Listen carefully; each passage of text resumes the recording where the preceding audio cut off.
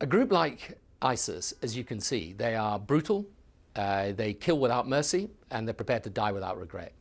That makes them a fanatical force that you can contain, possibly, by air power. You can harry and hem them in by air power, but in the end, you are also going to have force capability on the ground. Now, I'm not saying we in the West need to do this.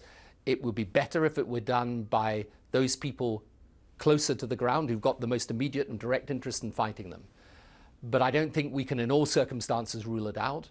And after all, we do have the force capability to do this. Barack Obama has ruled out any possibility of ground troops. So too has David Cameron. You're saying they're wrong. No, I think the president is doing exactly the right thing. I think he's built a big alliance of countries. I mean, he and John Kerry have put together some 50 countries in this. I think strategy is evolving. No one, by the way, and this is what President Obama specifically has ruled out, no one is wanting to see armies back in their occupying territory. It's not necessary and probably not wise to do that.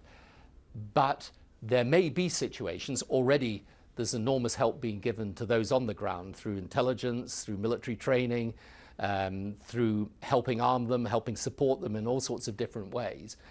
I think as policy evolves, there may, and I only say may, there may be a role also for some force capability. And just to be clear, that for you means boots on the ground? Well, it means someone's boots on the ground for sure. Now, that can be the local fighters. So Iraqi forces, the Kurdish forces, they are people who may be able to do this. So that's why I'm not saying necessarily in this situation it has to be the US or the UK. But what I am saying is if you look at the responses that we have, we're already giving significant help on the ground. We're already conducting airstrikes. This is the broad alliance of nations. You know, if necessary, we shouldn't rule out, as this evolves, and if it's necessary, rule out the use of some particularly special force capabilities. My point, though, is very simple.